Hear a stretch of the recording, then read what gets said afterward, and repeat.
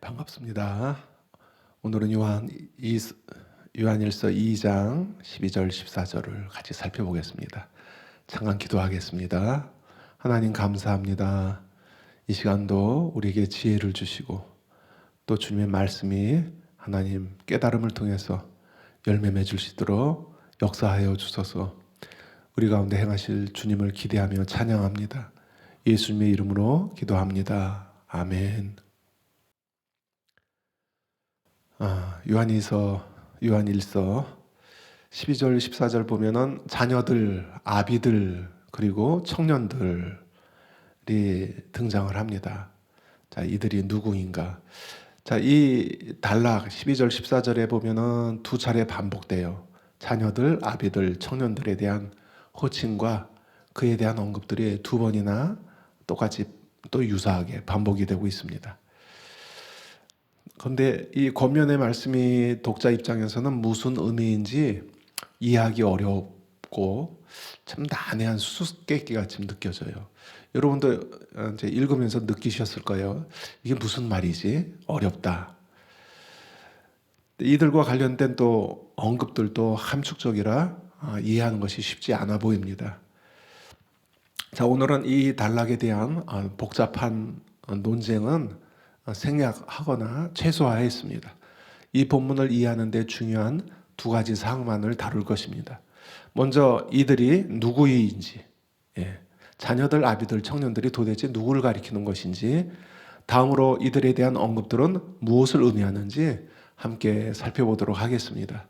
그럼 본 말씀을 우리가 읽고 시작하겠습니다. 요한일서 2장 12절 14절 자, 같이 읽어볼게요. 시작. 자녀들아, 내가 너희에게 쓰는 것은 너희 죄가 그의 이름으로 말미암아 사함을 받았으며, 아비들아, 내가 너희에게 쓰는 것은 너희가 태초부터 계신 이를 알았으며, 청년들아, 내가 너희에게 쓰는 것은 너희가 악한 자를 이기었음이라. 12절 13절의 이 말씀들이 14절에서 또 한 번 언급이 되죠. 자, 아이들아, 내가 너희에게 쓴 것은 너희가 아버지를 알았으며, 아비들아, 내가 너희에게 쓴 것은 너희가 태초부터 계신 이를 알았으며, 청년들아, 내가 너희에게 쓴 것은 너희가 강하고 하나님의 말씀이 너희 안에 거하시며 너희가 악한 자를, 흉악한 자를 이기었습니다.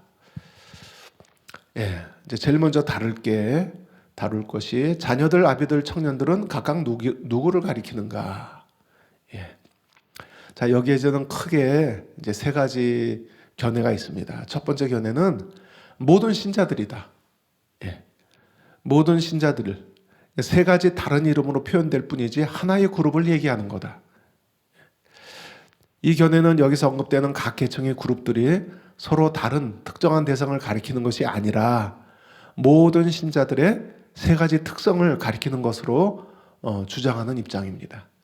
다시 말해서 자녀들, 아비들, 청년들은 서로 다른 그룹이 아니라 전체 신자를 가리키는데 모든 신자들에게 보이는 세 가지 특성을 표현한 것이다 라는 것이죠. 자, 근거는 두 가지로 얘기할 수 있습니다. 이렇게 생각하는 근거 첫째는 각 그룹을 향한 표현들이 모든 신자들에게 해당되는 내용이기 때문이다 라는 것입니다. 자, 자녀들아 하고 쓰인 내용이 뭐예요? 너희가 죄사함을 받았다.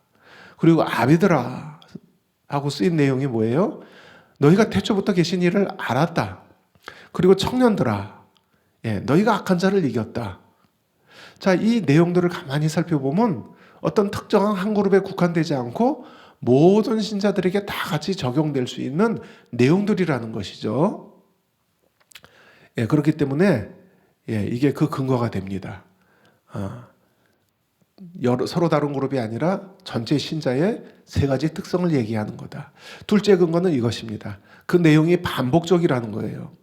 아이들에게 내가 너희가 아버지를 알았다 하고 쓰는 내용이나 아비들에게 태초부터 계신 이를 알았다 쓰는 내용이 동일한 내용이고 중복이 된다고 보는 것입니다. 이 견해에서는. 서로 다른 대상인데 왜 이렇게 중복된 표현을 쓰지? 이건 같은 대상이라 그런 거야. 이 표현만 달리했을 뿐이지. 자, 이렇게 주장하는 거예요. 자, 이 견해에 대한 반론, 반론은 이렇습니다. 각 그룹을 향한 표현들이 물론 모든 신자에게 적용될 수 있는 것이지만 그럼에도 불구하고 각 그룹에 관한 특징과 강조점을 이 문맥 안에서 나타내는 것으로 설명될 수 있습니다.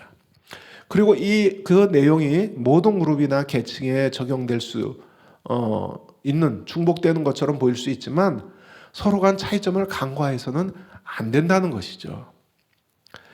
그러나 이 견해에서는 이러한 차이점을 쉽게 간과해 버립니다. 아비들이 갖고 있는 특성이 있고 또 그들에 대한 언급이 또 특성이 있고 자녀들 또 청년들의 각각 다른 뉘앙스를 보여주는 특성들이 있는데 그거를 그냥 뭉뚱그려서 쉽게 이건 같은 그룹이다 하면서 그 차이점을 간과해 버리게 된다는 것이죠. 예. 자, 문명 안에서 분명히 차이점을 가지고 있습니다. 자, 두 번째 견해는 이것입니다. 자녀들 또는 14절 가서 자녀들이 아이들로 표현되긴 하지만 이 자녀들은 모든 신자로 보는 것이고 이 모든 신자 중에 두 그룹으로 나뉘는데 그게 뭐냐면 아비들과 청년들이다. 이 견해예요. 예. 자, 그래서 자녀들은 전체 신자를 호칭하는 것이고 그리고 아비들, 청년들은 이 전체 신자가 두 그룹으로 나뉘는 계층으로 보는 거예요. 왜 이렇게 보지? 예, 근거가 있어요. 작은 1번, 왜 자녀들은 전체 신자로 보는가? 자, 예수님께서 요한복음 13장 33절에서 제자 공동체를 가리켜 자녀들이라고 부른 것처럼 요한 1서에서도 사도 요한은 수신자들, 전체 신자들을 자녀들로 호칭합니다. 요한 1서 2장 1절, 12절 우리가 읽은 거고 28절, 3장 18절, 4장 4절, 5장 21절. 요한일서 전체에서 이 신자들을 수신자들을 뭐라고 부른다고요? 예, 자녀들아 또는 내 자녀들아 이렇게 불러요. 그래서 12절에서도 요한일서에 이런 용례를 갖고 있기 때문에 12절에서도 자녀들은 전체 신자가 아닌가 그렇게 보는 것이죠. 예. 그리고 2장의 첫 절, 2장 1절은 지금 우리가 읽은 12절 자녀들아 내가 너에게 쓰는 것은 동일한 표현이 나와요. 자녀들아 하는 표현과 함께 내가 너에게 쓴다라는 표현도 동일하게 등장을 해요. 자, 그리고 이 견해에서 자녀들은 또 14절에서 아이들로 표현되는데 이 아이들이란 표현도 또 18절에서도 다시 전체 성도에게 권면하는 표현으로 사용되는 것으로 봅니다. 그러니까 이런 이유 때문에 다수 학자들은 12절, 14절 단락에 등장하는 자녀들은 혹은 아이들은 전체 신자를 가리키는 호칭이다 라고 주장하게 되는 것이죠. 자, 이해가 되시죠? 요한일서 안에서 전체 신자를 자녀들라 이렇게 불렀기 때문에 12절의 자녀들도 전체 신자를 가리키는 것이다. 그러면은 왜 나머지 전체 신자 계층이 두 그룹 아비들과 청년들로 나뉘지? 예. 이 근거에 대해서 레이먼드 브라운은 이렇게 설명합니다. 다른 두 개의 호칭들인 아비들 그리고 청년들은 호칭을 세분한 것들에 적합하다. 왜냐하면 신약에서 그 용어들 중 어떤 것도 전체 공동체를 부르는데 사용되지 않았기 때문이다. 전체 신자를 아비들이라 부른 적도 없고 청년들아 이게 부른 적도 없다는 것이죠. 하나님의 백성들이 품위 그리고 혹은 나이에 근거하여 두 그룹으로 나뉜다는 것은 이상한 일이 아니다. 창세기 19장 11절과 사무엘상 5장 9절의 헬라어는 또 에레미야 31장 34절의 새언약 본문이 모두를 가장 적은 자들과 가장 큰 자들로 나눌 때 두 그룹을 그리고 있다는 것을 확증한다. 구약의 여러 용례들이 이스라엘 청중들을 두 그룹으로 나눈다는 거예요. 가장 큰 자와 작은 자들 또는 노인들과 젊은이들 두 계층으로 나눈다는 것이죠. 출애굽기 10장 9절, 여호수아 6장 21절, 이사야 20장 4절, 그리고 에스겔 9장 6절과 같은 구절에서 온 백성의 구성원들은 청년들과 노인들로 묘사된다. 자, 그래서 근거가 있죠. 예, 근거가 있습니다. 예, 그래서 저도 헷갈렸어요. 이게 뭐지? 하면서. 자, 그러므로 이 견해에 의하면 12절의 자녀들과 14절의 아이들은 전체 신자들을 가리키는 표현이고, 아비들과 청년들은 이 전체 신자들 중에 나이 든 신자들과 젊은 신자들의 두 그룹을 나타내는 표현이다, 이렇게 보는 거예요. 그러나 자, 이 견해가 문맥 안에서 용례를 통해서 가능한 설명을 보여줄지라도 어색함이 남습니다. 예. 요한일서 안에서 자녀들이 전체 신자를 의미한다고 할지라도 12절, 14절 단락에서는 요한은 자녀들, 아비들, 청년들을 이 세 개의 그룹으로 함께 묶어서 두 번씩이나 강조하면서 표현하기 때문에 자녀들만 따로 떼어놓고 아비들과 청년들 두 그룹만을 표현한 것은 좀 자연스럽지 않고 어색해요. 예, 그렇죠. 예, 그런 용례가 있지만은 12절, 14절 단락에서는 이게 묶어서 사용되고 있잖아요. 누가 봐도 예, 자녀, 청년, 아비, 청년 이렇게 함께 묶어서 또 두 번씩이나 반복해서 사용되기 때문에 이게 그 용례의 의미일까? 요한이 그걸 의도했을까? 예, 어색하다는 거죠. 자연스럽지 않습니다. 예, 그래서 이런 이유로 FF 브루스는 이렇게 설명합니다.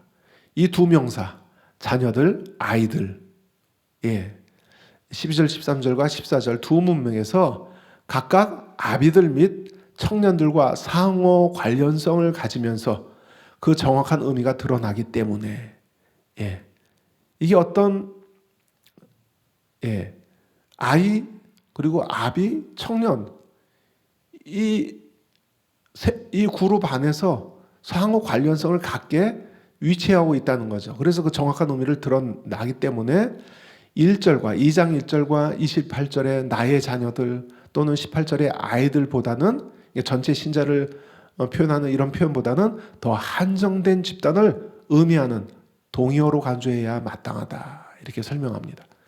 예. 이처럼 자녀들이란 표현이 요한일서 전체 신자를 가리키는 용례들이 있을지라도 12절, 14절 단락에서는 이 문맥에서는 자녀들, 아비들, 청년들이란 호칭을 함께 엮어서 쓰기 때문에 게다가 두 차례나 반복해서 강조하기 때문에 자녀들만 떼어서 다른 의미로 보는 것이 자연스럽지 않다. 예. 자, 이런 반론에 부딪히게 된다는 것이죠. 자, 세 번째 견해입니다. 세 번째 견해. 자녀들, 아비들, 청년들은 교회 안에 영적 성숙에 따른 세 그룹을 일컫는 것이다. 자녀들, 아비들, 청년들은 무엇에 따른 구분인가 할 때 이 질문에 대해 크게 두 가지로 대답할 수 있습니다. 첫째, 문자적으로 실제 나이에 따른 구분이다 보는 거예요. 진짜 실제적인 연령층, 아이 연령과 그리고 아버지의 연령과 청년들의 연령, 진짜 문자적인 의미로 나이에 따른 분류라 보는 거예요. 둘째는 문자적으로 나이에 따른 분류가 아니라 신앙의 성숙에 따른 분류로 보는 것이죠. 자녀들 혹은 아이들은 초신자들, 신앙이 아직 어린 자들이고 아비들은 영적으로 완숙기에 접어든 들어선 신자들이고 그리고 청년들은 그 둘 사이에 위치하고 있는 것으로 보는 입장입니다. 자, 여기에서 첫째 의견처럼 문자적인 의미만으로 보기에는 12절, 14절에서 나타내는 신앙의 성숙도의 차이를 설명하기에는 부족함합니다. 예. 그래서 영적 성숙은 실제 나이와 그리고 영적 성숙은 실제 나이와 반드시 일치하는 것이 아니기 때문입니다. 그렇죠?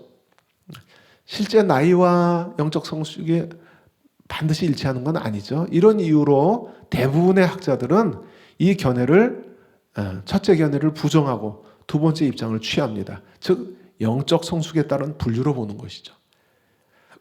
네, 대다수 학자들이 이제 여기에 동의를 하고 있습니다.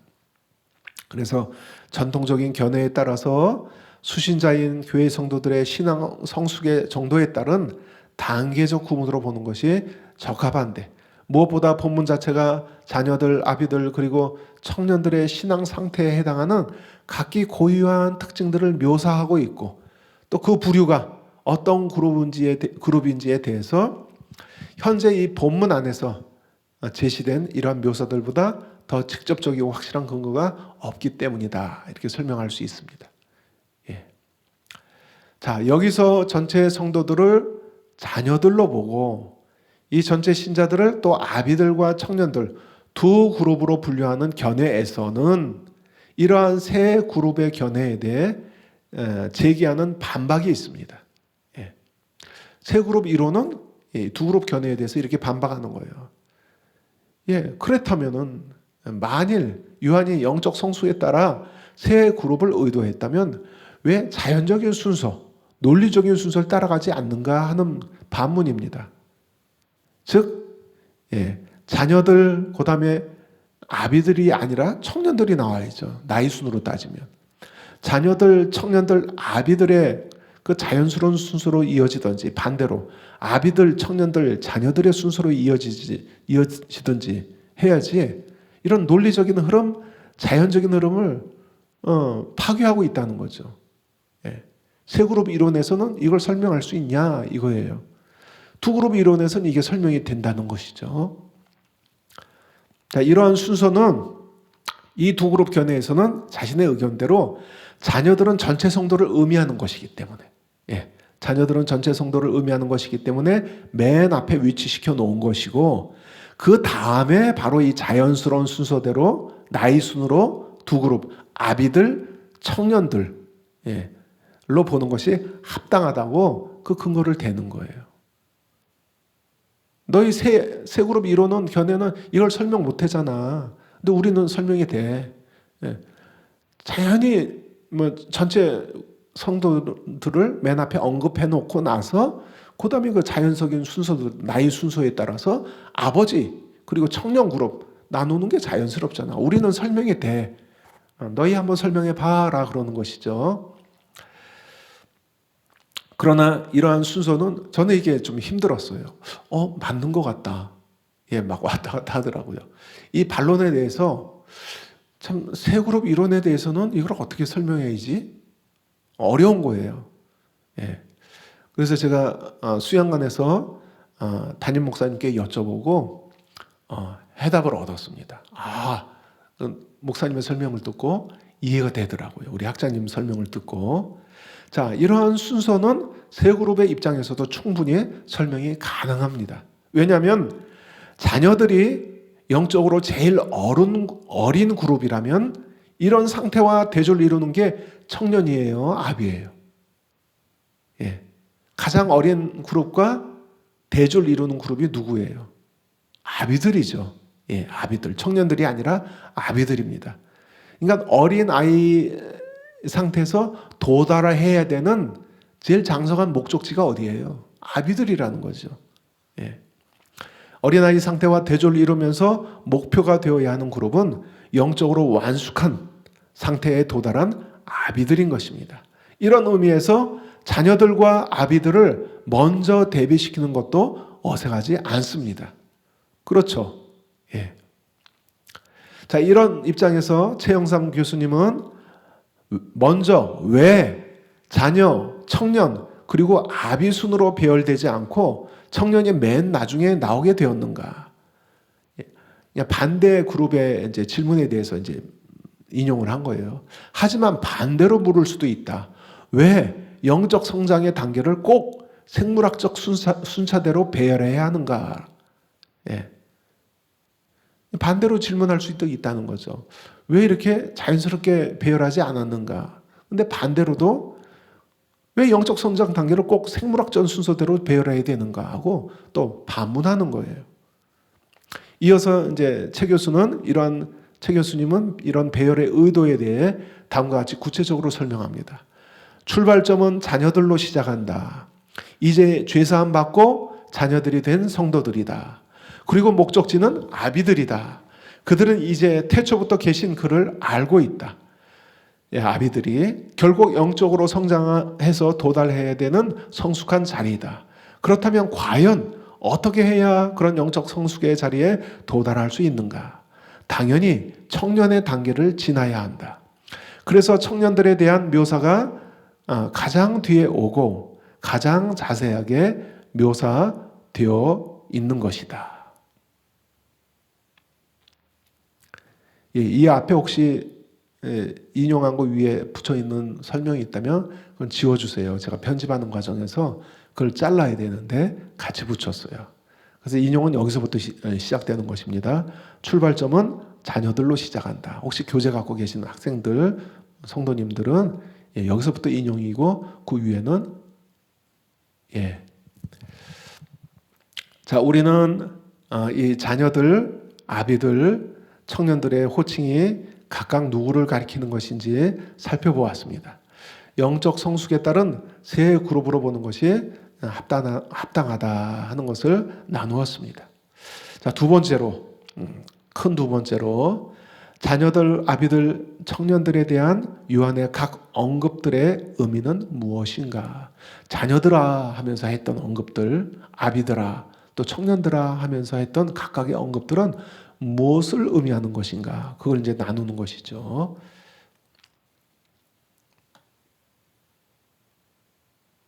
먼저 자녀들에 대한 언급을 살펴보겠습니다. 자, 요한일서 2장 12절, 14절 초반절. 자, 12절에서 자녀들아 내가 너에게 쓰는 것은 너희 죄가 그의 이름으로 말미암아 사함을 받았으며, 또 14절에서는 아이들로 표현이 바뀌어져. 자녀들이 아이들로. 아이들아 내가 너에게 쓴 것은 너희가 아버지를 알았으며. 자, 여기서 자녀들아 하는 말은 나이와 상관없이, 그리고 다른 곳에서 그 말이 독자 전체를 가리키는 의미로 사용되는 것에도 불구하고 앞서 살펴본 것처럼 12절, 14절 단락에서는 새로 기독교 신앙을 갖게 된 초신자들을 가리키는 것일 것입니다. 아직 어린 상태에 있거나. 자, 자녀들에 대한 언급은 먼저 12절에서 너희 죄가 그의 이름으로 말미암아 사함을 받았으며, 그리고 14절에서 너희가 아버지를 알았으며, 자, 라는 내용으로 언급되고 있죠. 먼저 12절에서 특징적으로 자녀들의 죄가 사해진 점이 강조되고 있는데, 자, 이에 대해 최영삼 교수님은 죄가 사해졌다는 것은 거듭남을 상징하고 죄사함을 받고 죽음에서 벗어나 부활 생명을 얻은 자로서, 영원한 생명을 얻은 자로서 하나님의 자녀가 되는 것으로 설명합니다. 자, 다음으로 14절에서 하나님 아버지를 알게 되었다는 것입니다.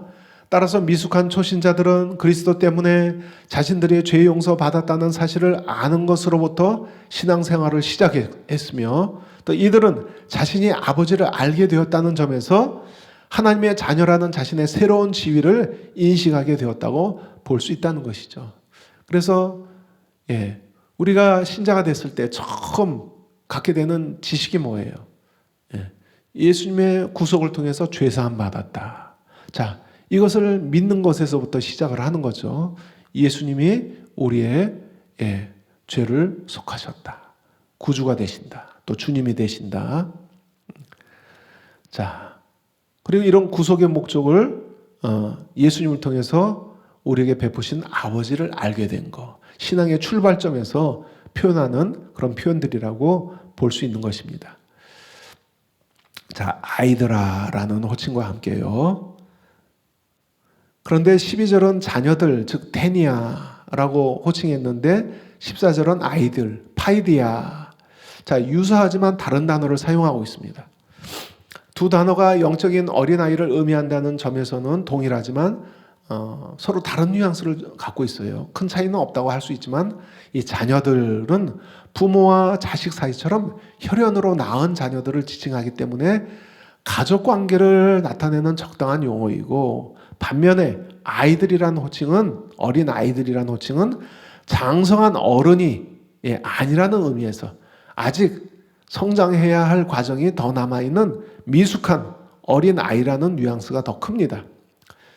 자, 이런 뉘앙스의 차이에도 불구하고 문명 안에서 영적 아이를 의미한다는 점에서는 동일한 점을 나타내고 있습니다. 그 다음에 아비들에 대한 언급, 이제 자녀들아 하는 걸 우리가 살펴봤죠. 자, 아비들에 대한 언급이 무슨 의미인지 살펴보겠습니다. 요한일서 2장 13절 초반절과 14절 중반절. 13절 아비들아 내가 너에게 쓰는 것은 너희가 태초부터 계신 이를 알았으며 14절 똑같아요. 아비들아 내가 너에게 쓴 것은 너희가 태초부터 계신 이를 알았으며 똑같이 반복되고 있습니다. 자, 아비들을 의미하는 파테레스, 파더, 아빠가 여기서 나왔죠. 이 파테레스, 이건 이제 호격인데 호칭. 이거는 사도행전 7장 2절과 22장 1절에서 나이든 세대를 향한 존경의 표현으로 사용되고 있습니다. 또 고린도전서 4장 15절에서는 바울이 자기 자신을 그리스도 예수 안에서 그의 독자들을 가리켜 아버지라고 표현합니다. 영적인 아비라는 거죠. 바울 자신이.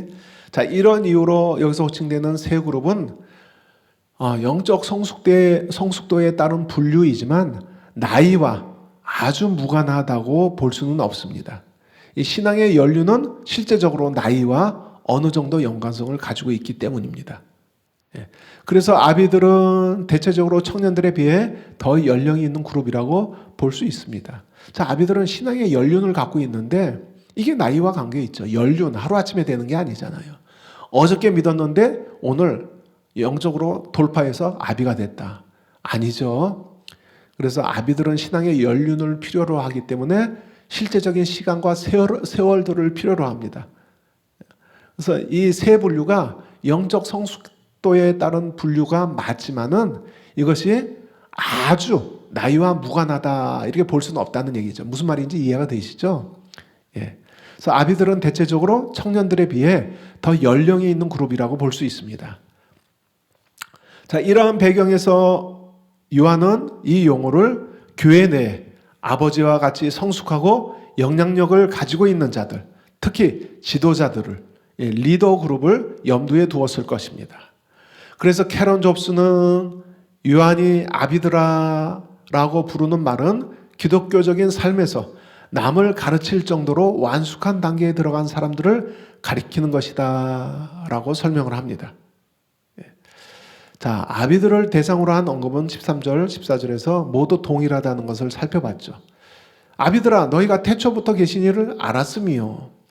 자, 여기서 우리는 두 가지 의문을 보게 됩니다. 직면하게 됩니다. 첫째, 태초부터 계신 이가 누구지? 그리고 둘째, 왜 태초부터 계신 이를 아는 것이 아비들에게 해당하는 성숙의 표지가 되는 것이지? 아비들은 성숙한 자들인데 왜 태초부터 계신 이를 아는 것이 이 성숙의 표지가 되는 것이지? 이 두 가지 질문을 우리가 할 수 있죠. 첫째 질문, 그럼 태초부터 계신 이는 누구를 가리키는 것인가? 자, 이에 대한 해석은 크게 두 가지로 나뉩니다. 태초부터 계신 이가 하나님이라고 보는 견해와 예수님이라고 보는 견해로 나뉘게 됩니다. 신학적으로는 하나님과 예수님 모두 다 맞다라고 답할 수 있습니다. 태초부터 계신 이가. 신학적으로는 이렇게 대답하는 것이 정답일 수 있지만, 그러나 이 단락에서 태초부터 계신 이는 우선적으로 예수님을 가리키는 표현입니다. 자, 왜 그런 것인지 그 근거는 다음과 같습니다. 먼저 14절의 문맥 안에서도 태초부터 계신 이가 예수님이라는 단서, 힌트를 찾을 수 있습니다. 자, 여러분이 이 구절을 읽으면서 그 실마리를 한번 찾아보시길 바랍니다. 14절 같이 한번 읽어볼 텐데요. 자, 14절을 읽으면서 힌트를 한번 찾아보세요. 자, 이것이 이제 영적 성숙도에 따른 분류라는 걸 살펴봤는데, 여기서 태초부터 계신 이가 하나님이 아니라는 힌트, 실마리. 자, 같이 읽어보면서 우리가 곰곰이 생각해 보겠습니다. 자, 제가 읽을게요. 여러분이 한번 찾아보세요. 아이들아, 내가 너에게 쓴 것은 너희가 아버지를 알았음이요. 아비들아, 내가 너에게 쓴 것은 너희가 태초부터 계신 이를 알았음이요. 청년들아, 내가 너에게 쓴 것은 너희가 강하고 하나님 말씀이 너희 안에 거하시며 너희가 흉악한 자를 이겼습니다. 힌트를 찾으셨나요? 뭘 것 같아요, 힌트가? 자, 14절에서 요한은 아이들아 하면서 가장 영적으로 어린 아이들이죠. 아이들아, 내가 너에게 쓴 것은 너희가 아버지를 알았으며 라고 언급합니다. 여기서 아버지는 누구를 가리킵니까? 예, 바로 하나님을 가리키는 표현이에요. 예. 여기서 아이들은 영적으로 어린 신자들입니다. 그런데 뒤이어서 영적으로 성숙한 아비들에게 태초부터 계신 이를 언급하는데, 이분이 하나님을 의미한다면 아이들에게 한 말과 중복이 되는 것이죠. 아이들에게도 하나님을 알았다고 했는데 성숙한 아비들에게도 하나님을 알았다고 말하는 것이 되면 아무 차별성이 없고, 성숙에 따른 아무 차별성이 없고, 요한은 별 의미 없이, 별 차별성 없이 그냥 말을 계속 중복해서 되풀이하는 것으로 보는 거예요. 예. 자, 이렇게 보는 것은 개연성이 없습니다. 자, 이런 이유로 스테빈 스말리는 이 입장을 무의미한 반복이라고 비판합니다. 이렇게 해석할 경우에는 요한이 그렇게 무의미하게 반복을 했나? 예, 중복되게, 무의미하게, 예, 별 차별성 없이. 자, 이보다는 어린아이와 아비들 간에 알고 있는 지식에 차별성을 둔, 당연하죠. 한쪽은 신앙이 영적 어린아이들이고 하나는 성숙한 자들인데, 예, 호칭에 벌써 차별성이 있는데, 예, 이렇게 서로 간 알고 있는 지식의 차별성을 둔 서로 다른 표현으로 보는 것이 더 알맞는 설명이죠. 그렇지 않나요, 여러분? 예. 무엇보다도 결정적인 것은 사도 요한이 요한일서를 시작하는 처음 구절부터 1장 2절부터 예수님을 뭐라고 소개해요? 태초부터 계신 분, 이렇게 설명해요. 이게 결정적이죠. 예수님을 태초부터 계신 존재라고 예수님을 설명해요. 하나님이 아니라. 읽어볼까요? 자, 요한일서 1장 1절에서 2절 같이 한번 읽어보겠습니다. 시작. 태초부터 있는 생명의 말씀에 관하여는 우리가 들은 바요, 눈으로 본 바요, 자세히 보고 우리 손으로 만진 바라. 이 생명의 말씀이 누구예요? 예수님이죠. 예. 우리가 예수님을 직접 들었고 직접 보았고 그 주님을 우리가 손으로 직접 만졌다. 예. 같이 동고동락하면서, 예. 이 태초부터 있는 생명의 말씀에 관해서 말하고 있는 거죠. 2절. 이 생명이 나타내신 바 된지라. 이 영원한 생명을 우리가 보았고 증언하여 너에게 전하노니 이는 아버지와 함께 계시다가 우리에게 나타내신 바 된 이시니라. 자, 여기서 태초부터 계신 이는 하나님 아버지와 함께 계셨던 분, 바로 생명의 말씀 예수님이라고 설명이 되고 있어요. 그래서 아버지와 이렇게 구별해서 쓰고 있어요. 태초부터 계신 존재를. 예, 같은 요한일서 문맥 안에서.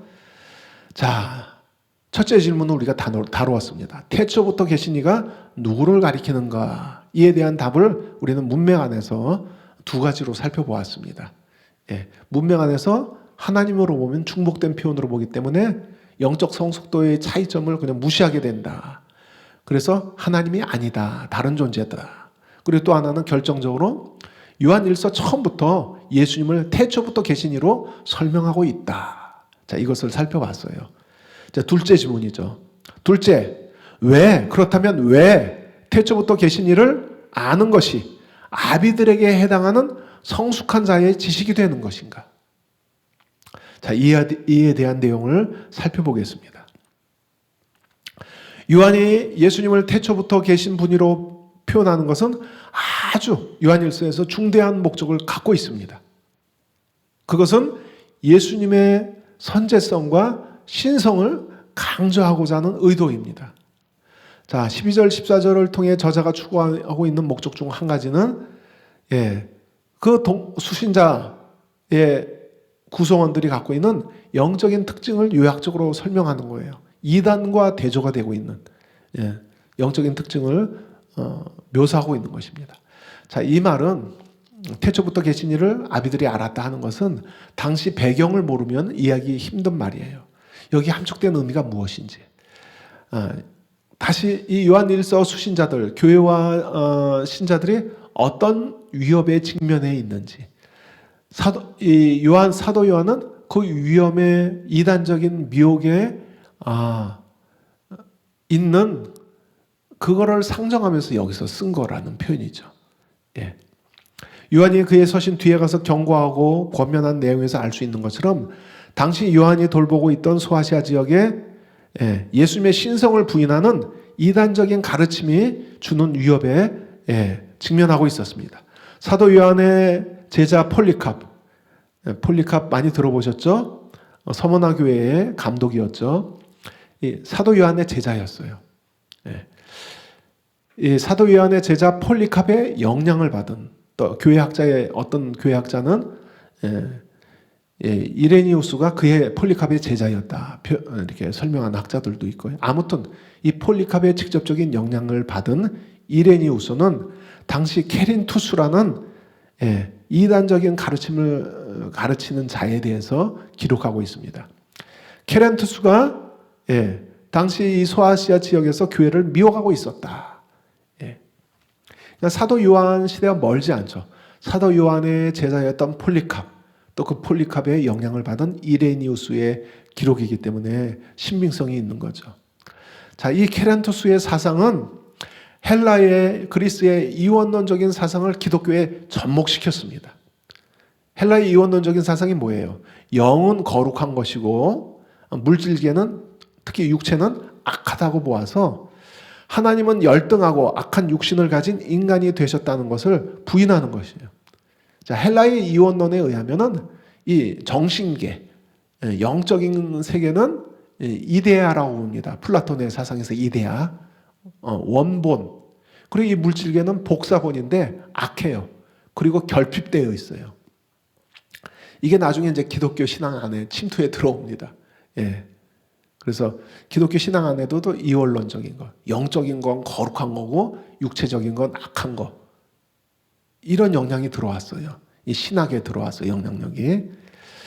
자, 당시 이 이단이 그래서 어떻게 하나님이 이 악한 이 열등한 인간의 육체를 입고 인간이 되셨다? 이거는 헬라의 이원론에 의하면 안 맞는 거예요. 그래서 나사렛 사람 예수를 신성을 가진 그리스도와 분리시켜 버렸습니다. 나사렛 사람 예수가 세례 받을 때 신성을 가진 그리스도가 그러니까 신이죠. 신성이죠. 세례 받을 때 신성을 가진 그리스도가 나사렛 사람에게 임하셨다는 거예요. 그 안에 들어오셨다는 거예요. 그리고 십자가에 죽기 직전에 나사렛 사람 예수를 떠났다는 거예요. 그리스도가. 신이 어떻게 죽어요? 불멸의 존재인데 말이 안 되잖아요. 모순되잖아요.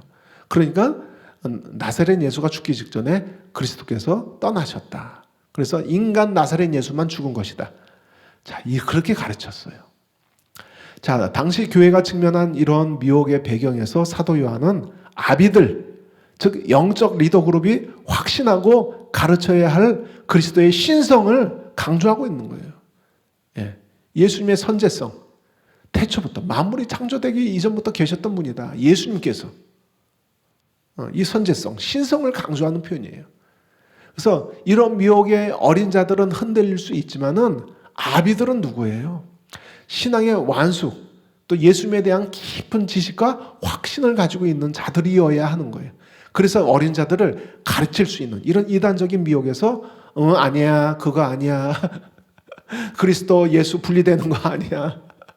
예수님이 바로 하나님이시다. 태초부터 계셨던 분이야. 하나님과 함께 계셨던 분이야. 그리고 요한복음 1장에 따르면 그분이 태초부터 계셨던 말씀 로고스였고 그분이 바로 하나님 자신이야. 리더들은 적어도 이것을 확신하고 가르칠 수 있어야 된다는 것이죠. 그래서 이게 아비들에게 해당하는 차별적인 지식이 된다는 거예요. 자, 이해가 되시죠? 그러니까 당시 배경을 모르면은 이게 이제 어렵죠. 이런 함축들이. 자, 이에 대해 데이비드 잭맨은 다음과 같이 설명합니다. 자, 성숙, 이 아비들의 표시는 그 지식이 깊이로 판가름된다. 요한은 2번씩이나 너희가 태초부터 계신 이를 알았기 때문에 13절과 14절 그들에게 글을 쓰고 있다고 말한다. 그리스도에 대한 이러한 묘사는 우리로 하여금 본 서신의 첫 구절과 요한복음의 서두를 다시 생각나게 한다. 그 묘사는 주 예수 그리스도의 선제성과 영원한 신성을 강조하고 있기 때문이다. 이 교회 지도자들은 요한복음을 처음 접한 이래로 예수님이 하나님이시라는 것과 바로 그 사실 때문에 그분이 구원 사역을 성취하실 수 있다는 것을 알고 있다. 확신하고 있다. 그들은 계속 빛 가운데 거하느냐 그렇지 못하느냐의 여부는 거짓 교사들이 뭐라고 주장하던 간에 예수님이 하나님과 동등한 분이라는 자신들의 지식을 확고히 붙잡고 있느냐에 달려있다. 그들이 속한 교회들의 예수님이 인간 요셉의 아들이며 그가 세례받을 때 그리스도의 영이 그 위에 임하였다가 순환당하기 직전에 그를 떠났으며 따라서 그의 피는 하나님 아들의 피가 아니라는 이야기들이 들려올 때 아비들은 그보다 나은 지식을 갖고 있어야 한다. 자, 이렇게 설명하는 거예요. 무슨 말인지 제가 앞에서 설명했기 때문에 이해가 되시죠? 그리고 최영삼 교수님은 또한 명쾌하게 이에 대해서 설명합니다. 그렇다면 아비들이 이거군요. 자, 여기에서 우리가 교환해 보면 그 위에 설명들을 제가 편집에 실패해서 그 위에 설명들까지 했는데 그건 다 무시하세요. 지워버리세요. 자, 인용하는 것은 여기서부터입니다. 그렇다면 아비들이 태초부터 계신 그를 알게 되었다는 것은 무슨 의미인가? 만일 태초부터 계신 이가 이 세상에 육체로 오신 1차적으로 예수 그리스도를 가리키는 것이 맞는다면 이는 문맥상 가장 설득력이 있는 해석을 제공할 수 있다. 생각해보자. 지금 수신자 공동체와 분리되어 나가버린 이단적 적대자들은 예수 그리스도가 육체로 오신 것을 부인한 자들이다. 자, 우리가 아직 읽지 않았지만은 2장 22절에 그래요. 적그리스도 세력들이, 이 이단적 세력들이 예수 그리스도께서 육체로 오신 것을 부인하는 거. 아까 설명드렸죠. 케런투스의 사상들. 그래서 아비들에게는 이런 확신, 더 높은 기독론에 대한 지식과 확고한 확신이 있어야 된다는 것을 말하고 있는 것이죠. 그래서 아비들은 이미 그런 확신 가운데 있다는 것을 강조하고 있는 거예요. 너희 아비들은 이것을 알고 있지 않느냐? 그런 거예요. 자, 그래서 우리가 이제 자녀들에 대한 언급을 살펴봤고, 아비들아 태초부터 계신 이를 알았으며, 이 의미를 우리가 살펴봤고, 마지막으로 청년들에 대한 언급을 살펴보겠습니다. 여러분 평소에 성경 읽으면서 이 단락이 궁금하지 않으셨나요? 저는 계속 궁금했었어요. 자녀들아, 아비들아, 청년들아, 이게 2번씩 반복되고 있는데 도대체 이게 무슨 말인지? 왜 자녀들만 죄사함 받았다고 표현하지? 아비들은 아닌가? 청년들은 아닌가? 왜 자녀들에게 이 표현을 쓰고 태초부터 계셨던 말을 왜 아비들에게 쓰는 것이지? 그리고 태초부터 계신 이가 누구지? 하나님이겠지? 막연히. 저는 궁금했어요. 근데 이번에 이제 살펴보면서 더 자세히 알게 되었습니다. 자, 마지막으로 청년들에 대한 언급. 요한일서 2장 13절 중반절과 14절 하반절. 자, 13절 같이 읽겠습니다. 청년들아, 내가 너에게 쓰는 것은 너희가 악한 자를 이겼습니다. 14절, 청년들아, 내가 너에게 쓴 것은 너희가 강하고 and 하나님의 말씀이 너희 안에 거하시며 그리고 and 너희가 흉악한 자를 이겼습니다. 이게 세 가지로 표현되죠. 세 가지 문장으로 표현되죠. 자, F.F. 브루스는 요한의 주요 관심 대상은 청년들로 보고 있습니다.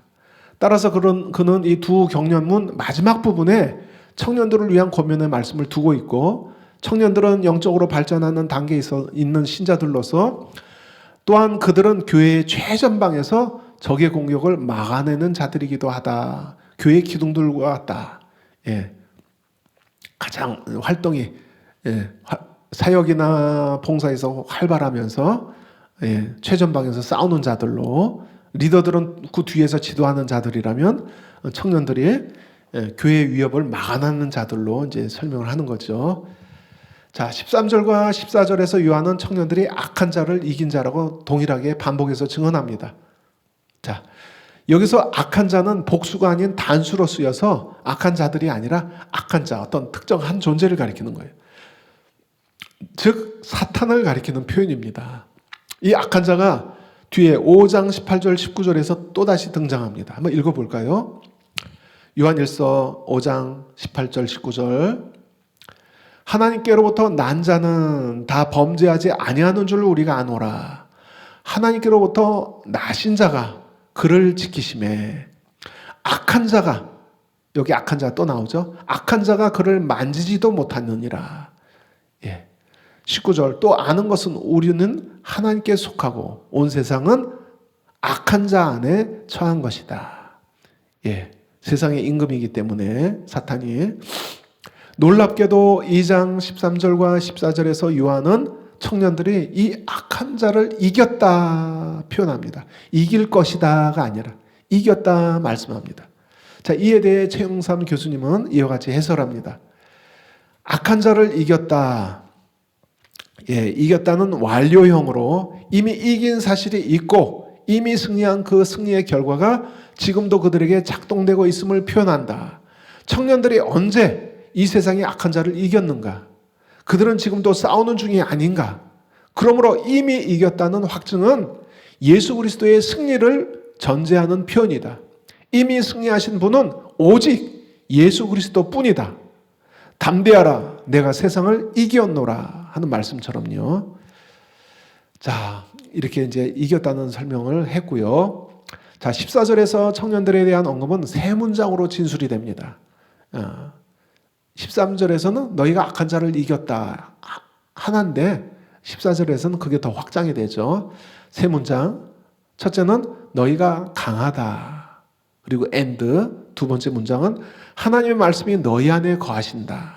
and. 세 번째 문장은 너희가 악한 자를 이겼다. 악한 자를 이겼다는 건 13절하고 똑같죠. 이게 세 문장으로 확장해서 설명을 합니다. 자, 이에 대해 최영삼 교수님은 다음과 같이 설명합니다. 악한 자를 이긴다는 것은 우리가 그 악한 자보다 강해야만 가능한 일이다. 어떻게 해야 우리가 강해질 수 있는가?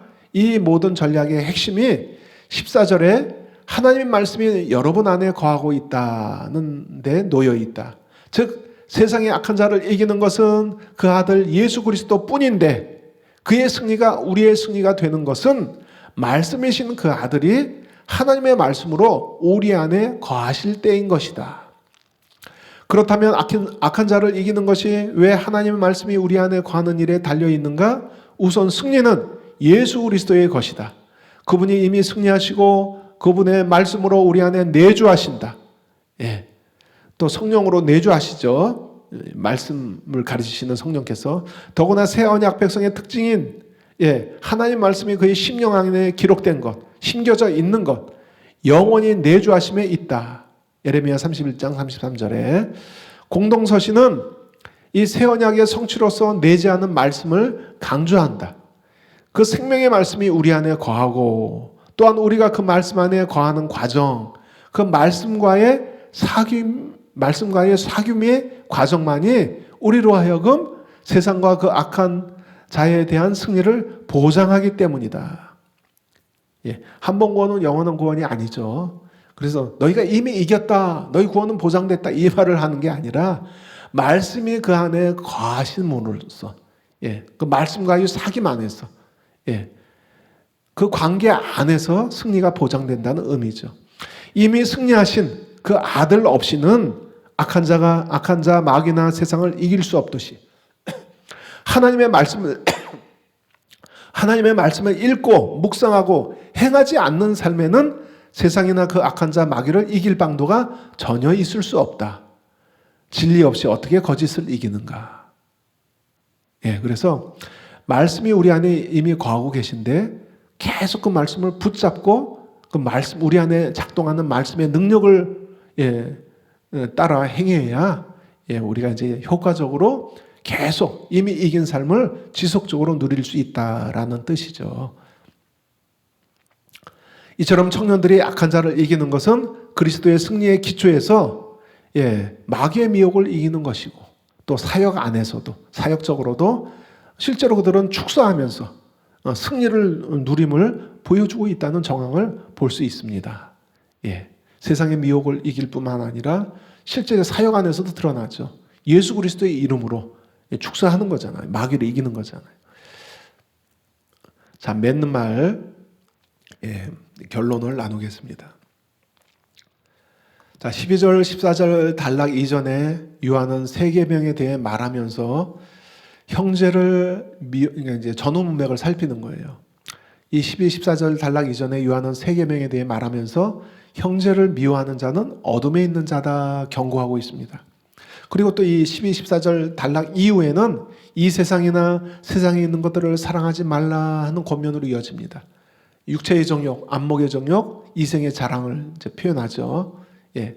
그리고 이어지는 18절에서 적그리스도의 미혹에 대해 경고하고 있습니다. 자, 이러한 문맥 중간에 있는 12절, 14절은 이 세상의 어둠과 미혹에 둘러싸여 있는 신자들의 정체성을 밝혀주고 있습니다. 예. 이렇게 어둠 가운데 신자들이 있을 수 있는 상황, 그리고 이 세상을 사랑하지 말라, 세상의 미혹에 있을 수 있는 상황, 그리고 적그리스도의 위협, 미혹된 가르침에 직면할 수 있는 상황에서 이 12, 14절들이 위치해 있으면서 그들이 어떤 자인지 정체성을 상기시켜주고 있는 거예요. 특히 어린 신자들에게 죄사함을 받았고 아버지를 알았다 말씀합니다. 그래서 이 세상의 죄와 미혹으로 다시 돌아갈 수 없는 것입니다. 이미 죄사함을 받았어요. 그리고 아버지를 알았어요. 그래서 다시 그 세상의 것들을 사랑함으로 돌아갈 필요가 없는 거예요. 진실을 알아버렸기 때문에.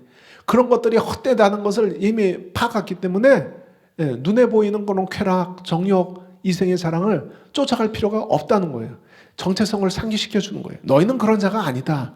예. 그렇게 돌아갈 수 없다.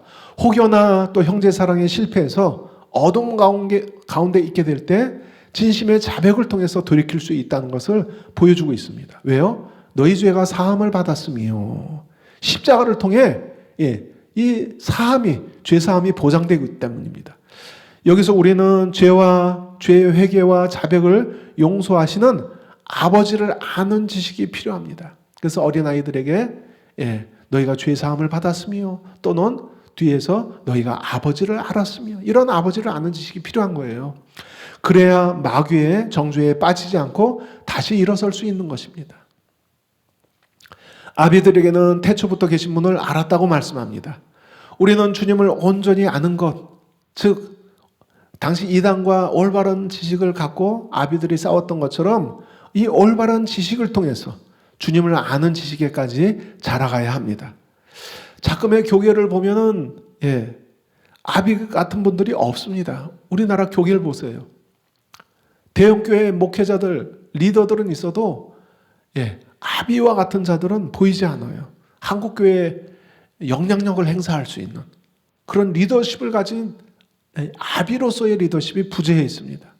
교사들은 많아도 올바른 진리 가운데 아버지와 같은 영향력을 행사하는 지도자가 안 보인다는 거예요. 교계에서. 올바른 진리를 통해 자녀들을 하나님 아버지께 돌이킬 리더십을 가진 자가 부족합니다. 자, 영적인 아버지들이 일어나려면 성도들이 더 많은 영적인 청년들로 성장해야 됩니다. 청년들을 거쳐야 아비들이 나오기 때문에 청년들은 강하고 하나님의 말씀이 그 안에 거하고 또 악한 자를 이겼다고 말씀합니다. 이 자기 정체성을 주님 안에서 발견하는 자들은 자신이 주님 안에서 강한 자라는 믿음의 확신 가운데 행할 것입니다. 나는 약한 자가 아니야. 그리스도 안에서 나는 강한 자야. 또 주님의 말씀이 그 심령에 거함으로써 확신을 가지고 그렇게 행할 수 있는 거예요. 내 안에 거하는 말씀을 통해, 내 안에 계시되는 말씀을 통해서 하나님의 권세를 행하게 됩니다. 그래서 마귀를 이기는 자로서 행하게 되는 거예요. 여러분, 성장이 어린아이 상태에 멈춰버리는 희귀 질병이 있습니다. 자, 그런 자녀를 둔 부모의 마음은 무척 고통스럽고 아플 것입니다. 성장이 어린아이 상태에 멈춰버린 희귀 질병. 저도 예전에 사진 보고 깜짝 놀랐어요. 어린아이인데 나이가 20대인가 30대래요. 키도 요만해요. 그러니까 요만해요. 예, 요만해요. 잘 설명을 못하겠네. 앉아서 설명을 하니까. 예, 사진 보고 이 부모의 마음을 헤아리면 얼마나 오랜 세월 참 힘들었을까. 마찬가지로 우리의 영적인 성장이 멈춰 있으면은 이것이 하나님 아버지께 동일하게 아픔과 고통이 될 수 있을 것입니다. 우리는 어린아이에서 청년으로 계속 자라가야 합니다. 그리고 결국 영적인 아비와 같은 자, 올바른 진리 가운데 성숙함에 이른 자들로 계속 자라야 할 것입니다.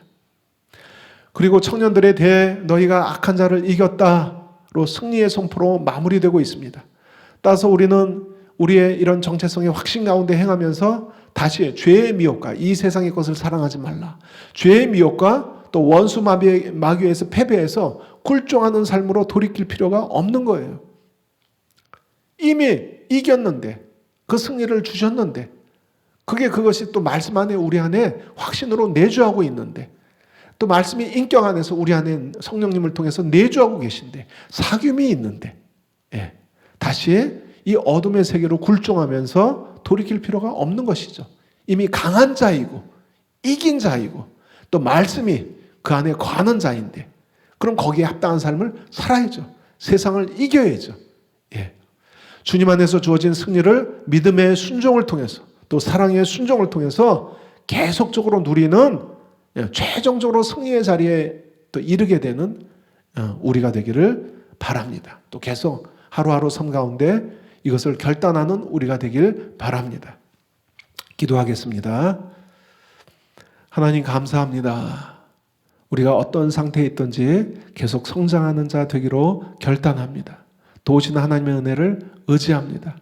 하나님께 대한 지식, 죄사함을 받았다는 지식에부터 시작해서 아버지를 아는 지식에부터 시작해서 태초부터 계신 일을 확신하는, 하나님을 더 깊이 알아가는 하나님 완숙한 단계까지 계속 자라가게 하여 주소서. 자녀가 키가 크는 것을 볼 때 부모가 기뻐하는 것처럼 우리의 성장이 주님께 기쁨이 된다는 것을 알고 있습니다. 멈추지 않고 계속 자라가게 하여 주소서. 그래서 이긴 자로 살게 하여 주소서. 강한 자로 살게 하여 주소서. 늘 말씀이 내 안에 거하는 자로 살게 하여 주소서. 그리고 또 많은 이들에게 영적 영향력을 행사할 수 있는 아비로서 자라가게 하여 주시옵소서. 이것을 우리가 계속 결단하며 감사드립니다.